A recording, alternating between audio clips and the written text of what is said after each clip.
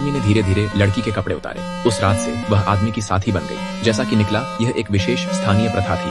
क्षेत्र में तैनात हर सैन्य अधिकारी को उनकी दैनिक जरूरतों का ख्याल रखने के लिए एक लड़की सौंपी जाती थी। हालांकि वे शादी नहीं कर सकते थे, उनका संबंध एक साधारण जोड़े से अलग नहीं था। शुरू में जैक इस असामान्य प्रथा को स्वीकार करने के लिए तैयार नहीं था, क्योंकि वह पहले से ही शादीशुदा था।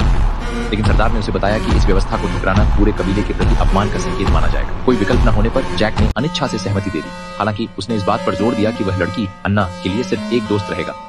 जैक उसके साथ किसी भी प्रकार की अंतरंगता में शामिल होने के लिए तैयार नहीं था, इसलिए उस रात उनके बीच कुछ भी नहीं हुआ। अगले दिन जब जैक फिर से अन्ना के साथ दिखाई दिया तो उनके चारों ओर के सभी लोग उनका मजाक उड़ाने लगे। लोग अन्ना पर हंसे कि उसने एक ऐसे आदमी को चुना जो अक्षम था। वह केवल गुस्से में मुड़कर चली गई। ये देखकर कि अन्ना कितनी उदास दिख रही थी, जैक भीड़ पर गुस्से में फट पड़ा। लेकिन चाहे उसने कितना भी समझाने की कोशिश की, किसी ने उस पर विश्वास नहीं किया। कुछ समय बाद जैक के कमरे में एक आदमी भेजा गया। ये पता चला कि जनजाति ने मान लिया था कि जैक की विशेष पसंद है। जैक ने जिस तरह से नौकर के साथ व्यवहार किया, उससे अन्ना बहुत नाराज थी। लेकिन इस बिंदु पर जैक की सहनशक्ति समाप्त हो चुकी थी। उसने अन्ना से सीधे कहा कि वह बाहर चली जाए। उसे उम्मीद थी कि लड़की बस चुपचाप वापस चली जाएगी। लेकिन अगली सुबह जैक ने पाया कि अन्ना ने पूरी रात घास में सोकर बिताई थी। यह पता चला कि एक साथी जिसे अस्वीकार कर दिया गया था, उसे जनजाति में लौटने का कोई अधिकार नहीं था। यह सोच सहन न कर पाने के कारण जैक के पास अन्ना को अपने पास रखने के अलावा कोई विकल्प नहीं था। जैसे जैसे रात हुई, उनके बीच का माहौल धीरे धीरे कोमल हो गया।